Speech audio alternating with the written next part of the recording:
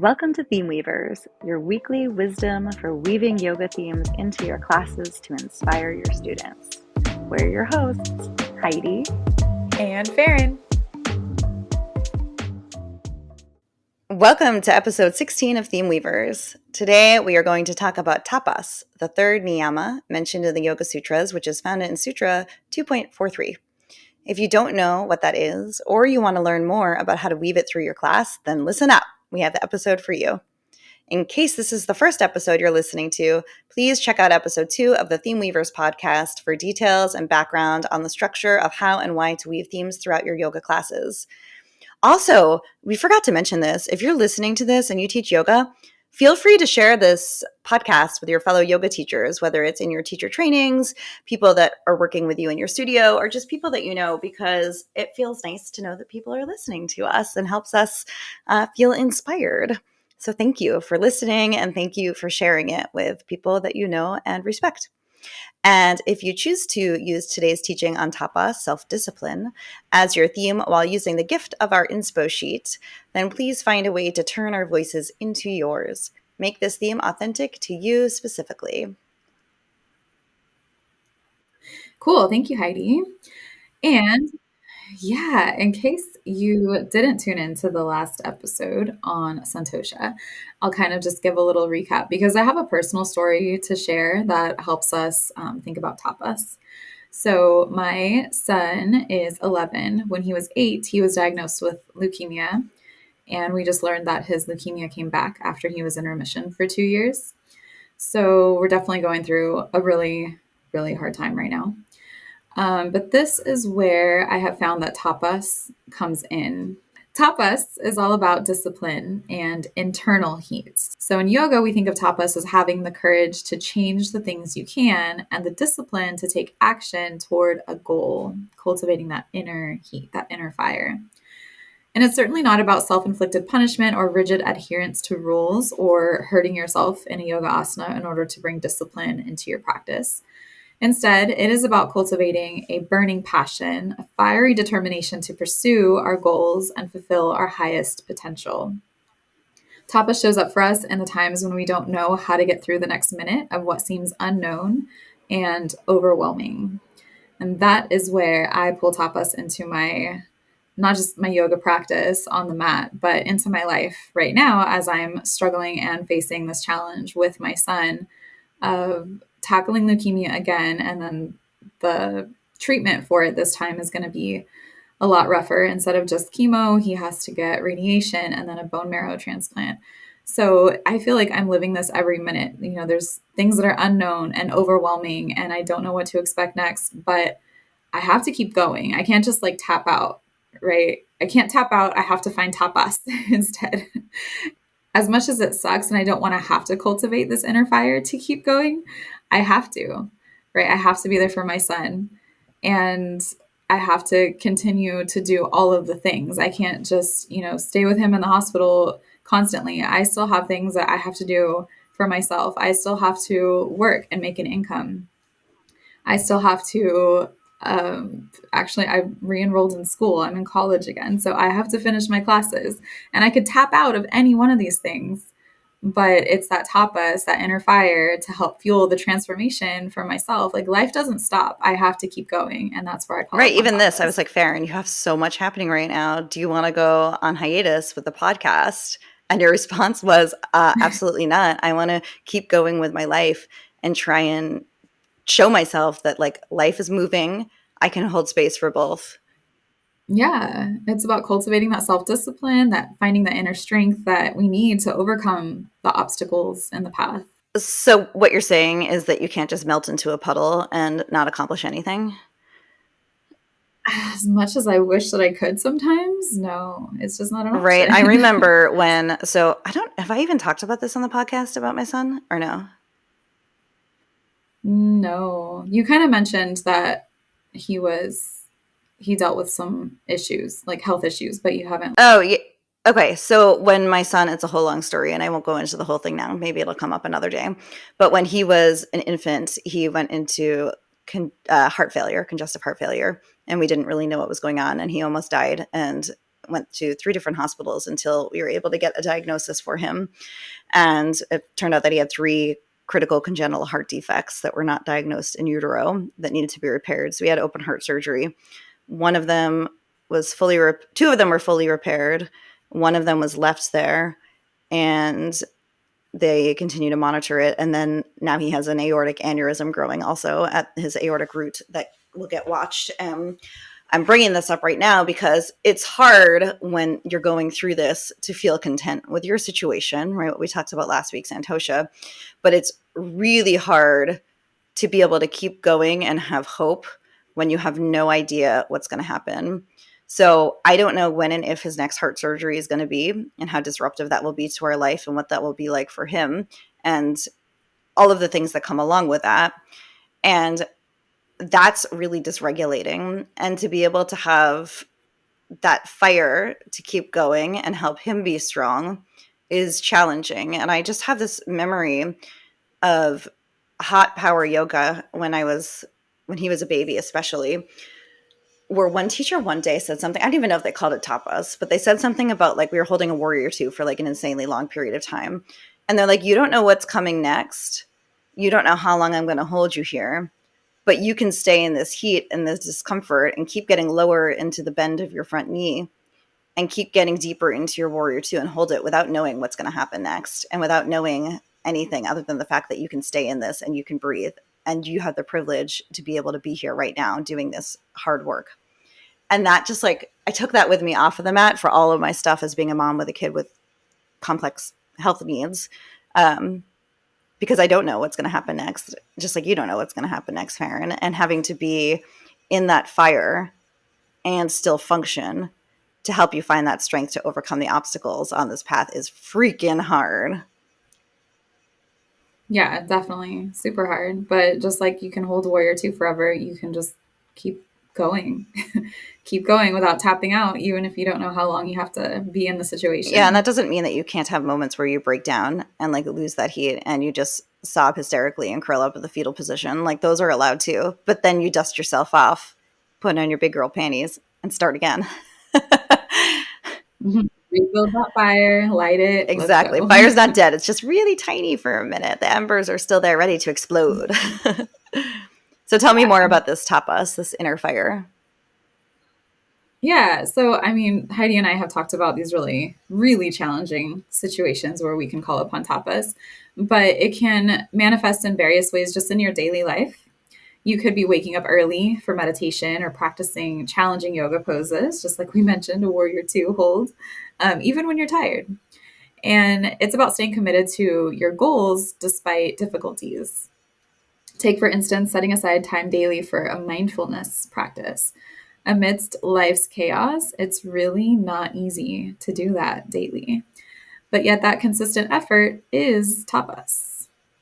Let's consider a few more ways to incorporate tapas into your daily life. When you set a goal, approach it with unwavering commitment, dedicating time and energy to achieving it. When you're faced with challenges, don't shy away from them or the discomfort or the setbacks. Instead, use them as fuel to strengthen your resolve. And finally, cultivate a sense of consistency in your daily practices, whether it's your yoga routine, your meditation practice, or any other activity that brings you closer to your goals. For today, in your practice on your mat, can you stay in the unknown and unpleasant rather than running in fear? How you practice and show up on your mat will inform how you show up and create new possibilities in your life. It's amazing. It's one of the only practices that got me through in different periods of time. And some days it's what gets me through all the time. But so what problems can we solve by practicing tapas besides just like getting through moment to moment? A big one that I thought about was procrastination. Right. So tapas instills the discipline to act upon our intentions, breaking free from the cycle of delaying and postponing. How many times have you been like, I have this giant list of things that I need to do, but I'd just rather go watch Ted Lasso, right? Like it's a thing. It's real. We procrastinate. Now you're really talking about me, Heidi. Okay, fine. Maybe a little bit this time. but Farin has the tapas to set her alarm crazy early to record with this East Coast girl in the morning before she has to do the other things in her day. So you have to be able to break out of this cycle of procrastination to be able to take discipline and do things. And that is also like you because you get stuff done. So we use tapas to help us not procrastinate or to break through in moments where we notice it. It also helps us with indecision, right? Analysis paralysis, trying to figure out how to make a decision when you have decision fatigue. Tapas provides the clarity and focus to make informed decisions, navigating through uncertainties with confidence, right? Even if you don't know what decision is right, you have to have the drive and the willpower in order to make a decision. Because in reality, how many times have you... Sorry, I'm like thinking as I'm saying this, but you know, when somebody's like, I just didn't have a choice. Like the choice was made for me. I had no choice. Well, I think that by not making a choice, you're also choosing something, right? You're just you're choosing to not take action. And that's a choice too. So if you can use that tapas to actually take action rather than choosing to not take action, think about how much easier it would be to get through things that are hard. Yes, I agree. So that makes sense, right? Yes. Now that I'm like thinking about that, choosing to not do something is still a choice. Okay, yeah. Lacking motivation is another thing it can help with because tapas ignites the fire and inspires us to pursue our passions and dreams with unwavering enthusiasm rather than just being like, no, I'm not good enough to do that. Like we will then act on things and be motivated and create new habits and new growth opportunities. Yeah. But that's all kind of hard, right? These are cool options, like things that it will help you with, but it's hard to do. So what are some of the challenges of practicing tapas, Farin? Yeah, all of these challenges with practicing it, they're really speaking to me because this is a struggle for me. So one is overexertion. It is crucial to balance discipline with self-compassion to avoid burnout and overextending yourself. I feel like, yeah, I'm always on the verge of burnout or overextending myself. So when I sit there and watch 5 episodes of Ted Lasso, that is me finding the self-compassion and avoiding the burnout and finding the balance. So yes. That's you balancing out the fact that you are like a super fiery tapas person that's like going. Okay, time to not do anything for a hot second. Yes, absolutely. I feel like it might be useful for you one day, maybe not today, to think about how to find that balance on the daily rather than until you're just about to totally burn out and then taking like a giant chunk of time for yourself. Like maybe creating something in your day. Yeah. So you don't get to that point to balance out that fire that you always bring. I think I have gotten better at that since I did my like fall reset a while back. Yeah, I definitely am incorporating different practices into my day-to-day to help with that. But no, absolutely great suggestion. I've been Let me call you out on our podcast, Farin, for not being balanced enough. That's a good friend. I'm always balanced. I'm a Libra. It's just our nature. But yes, I have made a conscious decision to be better at that balance because I'm always tipping the scale more in one way of just doing. So yes, thank you. Thank you for calling me out. That's what we're here for. That's me kissing you. Okay, so rigidity. Tapas should not lead to inflexibility. We have to be open to adapting our approach as circumstances change. Yes. I think that's an interesting one for some people who are very perfectionistic also. And you're calling me out again? No, I'm not this time. I'm not. I'm thinking about somebody else, right? Like when we're so rigid in our ideas and thought processes that it's really difficult to be open to shifting your thoughts and actions. And that requires intensity to be able to both acknowledge that you need to shift your ways and to take action to shift them. Yeah, I agree. Cool. Yeah, okay. Not you. Okay, not me for once. Another one is self-doubt, right? When challenges arise, it's easy to question our own abilities to handle them. So we can counter this with an unwavering belief in our potential. Like we can do it. We can hold up. We can let it burn. I love that. That's a practice for a lot of people. But when you do these practices, the rewards are totally amazing, right? When we practice self-discipline, where we're resilient, we gain a sense of accomplishment and inner strength that transcends the physical. Like, I did this. Look what I am capable of. How freaking badass am I? Yeah. Right? You become more focused, less scattered, and you find a deep sense of contentment within yourself. And then in our daily life, right, these are big overarching things, but in our daily life, we start to notice positive changes too. You might become more patient or more dedicated to your practice. Your relationships might improve as you learn to be more present, because tapas isn't just about doing, it's about being present, being disciplined, being content, right? Because it's actually a lot of discipline for me to stay present and to not just be like someplace else in my mind. Mm-hmm. So it helps with all that. And then also you can start to become more self-confident, right? The more that you achieve your goals, you'll develop a sense of belief in your own capabilities. And at least if you don't start to develop that self-confidence, you now have the ammunition to sit back when you're ripping yourself apart to be like, oh, wait, I did this. I did this. I did this. I'm working off of an outdated mindset. Mm-hmm. That's important. You might have stronger willpower. You'll be able to have stronger ability to overcome obstacles and persevere through adversity because you're bringing the heat. And just this one's so vast, but a greater sense of purpose. By aligning your actions with your passions, you'll experience a deeper sense of fulfillment and meaning in life. That's like a bird's eye view, but it's a pretty cool gift. Yeah, I like it. As we are teaching tapas in our class, we can weave a through line phrase. So, in sticking with the theme, we have this phrase that we continue to bring up throughout our practice to help remind students that we are still practicing tapas. So, a few of these phrases that you might use are: have the courage to change what you can. Are you embracing the efforts? Realign with your intention of self discipline. Can you match your effort with release as you rest? Without breaks, you're unable to sustain your discipline. Match your effort with your ease. And then I added this one in there. Let it burn.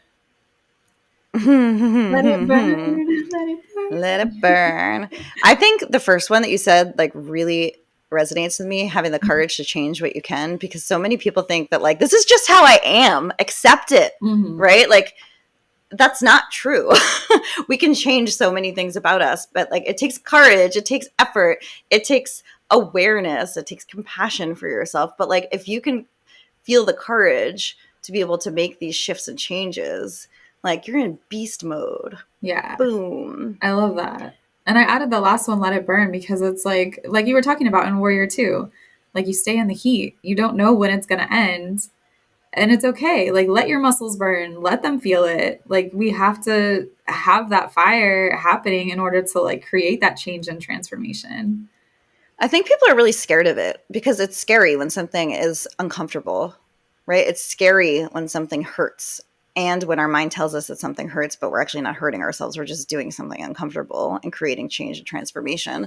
But when things are hard, you start to catastrophize and you think about all the ways that you might hurt yourself, like fear starts to take over. So if you let it burn in a safe way, even if it's uncomfortable, oh boy, you burn through more than just the physical. Oh boy, what am I, 1950s? Oh boy. But I love that. That's a great clarification, because obviously in your physical practice, you don't want to, push past or overexert into the point of pain or injury. But it's okay if your muscles are burning with the effort. Like, it's okay. Yeah, when you shake. Yeah. Like, that's okay. You're not going to hurt yourself. You're just going to feel it. And it's okay to feel. Like, two things come up with me with it's okay to feel. Whoa. Okay. Two things come up for me when you say this. I think a lot of yoga is very fear mongering. Like, if you let your knee go past your toe, like, you're going to really hurt yourself. But like, every time you walk up the stairs, your knees go past your toes. So like, you're not hurting yourself. So I think there's this element of fear mongering inside of the yoga world where like, if you're not careful, you're going to hurt yourself, which makes people afraid to stoke that fire. when it's just a reframing and thinking about, like, really as a teacher, like, are you actually going to hurt yourself when you do this? Like, is there actually a real risk, or are you just repeating a myth that you heard from someplace else without trying to question it? Yeah. So I think as teachers, it's really important to do that work, to think about the subconscious or conscious messages that we're giving to our students that aren't actually based in fact. So that's one thing that really came up for me when I was hearing you say that. And another is, if you ever heard a teacher say, like, go to your edge, not past your edge, but to your edge, and then stay at your edge. Have you ever heard that? Yes. Yeah. I remember thinking as a student, like, what on earth are they talking about? What edge? Like, how do I actually know where my edge is? And then, like, if I go past my edge without knowing that I'm at my edge, like, what's going to happen? Like, or like, how do I know that I'm at my edge without going past my edge and then doing damage? And it's just making me think about, like, as teachers, how important it is to understand the words that we're saying. Like, where are they coming from? What do they actually mean? How are they going to be interpreted by our students? Yeah, the edge is something that's a little funny and always comes up with Tapas. Yeah. I like that. I like that line of thinking. We're going to have to teach that in yoga teacher training in our next rounds. It's really Like, important. understanding Understanding what your words bring up for people and how they interpret them. Yeah, the power of your words is immense. And are you using words that you've just heard other teachers say without thinking about if they're rooted in fact, and you're just saying them? Like, that's a big thing for me right now in the yoga world. There's so many myths that teachers think are really, like, you have to always melt your shoulders away from your ears no matter what. Well, like, not no matter what. When your arms are overhead and you're trying to learn to elevate your scapula, like, you don't want to drop your shoulders necessarily away from your ears all the way. And why are you saying this? What's your intention behind it? Is it just because every teacher that you've heard before you say that? And I'm kind of going on a little bit of a tangent here, but I think part of the tapas of our job as teachers is to sit in the fire of questioning what you know and break down the barriers between, like, oh crap, everything I've said was based on something that's not even factual, and then sitting in the fire to be able to not only notice that, but then create new habits and new phrases that you say to your students instead. I love that. Cool. Tapas being practiced as a yoga instructor, and then tapas as we're speaking to our students. It's all coming at you in this episode. Let's go. Sure is. Let's go.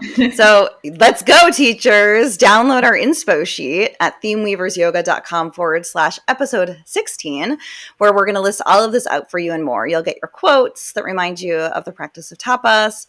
You'll get songs and mantras and mudras, pranayama, postures, meditation, all the things gift wrapped into this beautiful one-sided sheet that's actually quite pretty to help you. So let's talk about peak poses for a minute here, Farin. Well, why not just stick with the warrior too? I love that example. Like, stay in it, see how much you can keep your knee bent, arms raised, hands like shoulder height or higher. It's so easy for people to just drop their arms because they start to feel their muscles burn. They're like, oh, it's uncomfortable. Let me drop them. But, like, hey, can you stay in it? Can you let it burn? Can you call on your tapas and stay in that fire? Keep going. Yeah.